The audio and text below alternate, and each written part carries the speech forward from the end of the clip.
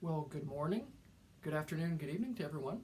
We're back here in the office, and as we continue to move through realism in the Victorian age in British literature, I'd like to talk not necessarily about some of the works that we're moving into, but about some ideas that are underlying them and, and kind of become emblematic for the Victorian age. And this information that I'm pulling from is from this book, which is called What Jane Austen Ate and Charles Dickens Knew. It's a look into the facts of daily life for 19th century England by Daniel Poole. And when we think about this time in British history, these are some of the different images that are brought forward, right? Photography has been invented and it's been around for a while, excuse me. So this is what we often think about, right? Very prim and proper. People, with their shirt collars buttoned up, wearing ties, bow ties. Often you see people wearing those big stovetop hats. This is during this era. If you've seen the movie Titanic, right, where the women have wearing the corsets that are binding and have to be laced up by servants. This is during that time as well. So this is the common conception, right, that we have today of the Victorian age on the surface. But what I'd like for us to do is to kind of peel that surface back a little bit and look at some things that were lying underneath the surface. And some of these things that were lying underneath the surface are really not that pleasant. Now, here's some interesting facts that we have.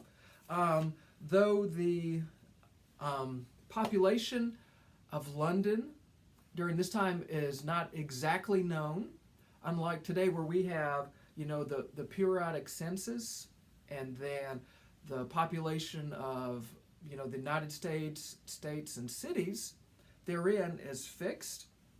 We really don't know. There's some estimates that the population of London during this time is about 2.5 million. The population of London just exploded during this time. The growth of cities is one of the hallmarks of realism.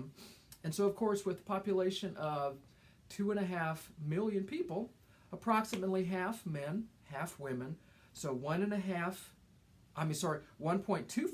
million men, 1.25 million women. Now, so this is just dealing with London, not all of England, not all of Great Britain, just London, right? So 1.25 million men, 1.25 million women. And of course, with any big city, prostitution becomes a real problem. Now, wait a second, right? So here we were just looking at pictures, right, of people prim and proper, all done up. And now all of a sudden, we're talking about prostitution. It is hard to know how widespread prostitution was. The count frequently given of 80,000 prostitutes in London seems high, but gay women and their fancy men, pimps, so if a woman was called a gay woman, she was a prostitute, a fancy man would be a pimp, were not uncommon in the city. They congregated near Covent Garden and the theater district, skirts partly tucked up as a badge of their calling, sometimes wandering into theater lobbies during intermission to solicit customers. A reporter stated shortly after the middle of the century it was impossible to walk down the Strand or Haymarket in the evening without being solicited by prostitutes asking for gin or rent money. They were unusually alluring to soldiers, most of whom were forbidden to marry. Isn't that interesting? Venereal disease was sufficiently widespread in the army that, starting in 1864, Parliament passed a series of contagious disease acts which provided for the examination of prostitutes in military towns, and if they proved to be infected, their detention was a cure. So, here's something that's really, really interesting. If we take a look at these numbers here, of 1.25 million women in the city of London, and you take the 80,000 prostitutes, that's 6.4% of women in the city of London were prostitutes. 6.4%. In other words, if you were to line up at random 100 women in the city of London during this time, approximately between 6 and 7 would be a prostitute. This is mind-boggling, guys. Mind-boggling. But wait a second, but when you see pictures, we think about it, it's all prim and proper. There's something on the other side that is not so prim and not so proper. So with all of these prostitutes, of course, are going to have kids, the likelihood of being born an orphan is very great. And unlike today, during this time, if you were born an orphan, there's really nothing to be done for you. So again, from Daniel Poole, once you became an orphan, there was no official apparatus to take care of you. It is perhaps significant in this connection that uniformly 19th century sources found that only a third of the prostitutes they surveyed had both parents still living. So what happens is that we have a cycle, right? So if you're born an orphan, right, you really didn't have any means of supporting yourself other than of being a prostitute.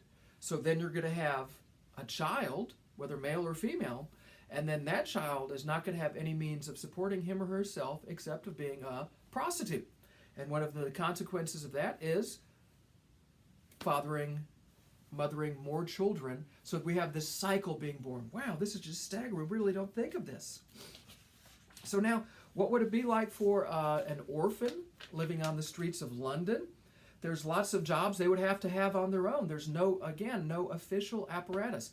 There's no such thing as welfare. There's no child policies. One of these would be a crossing sweeper.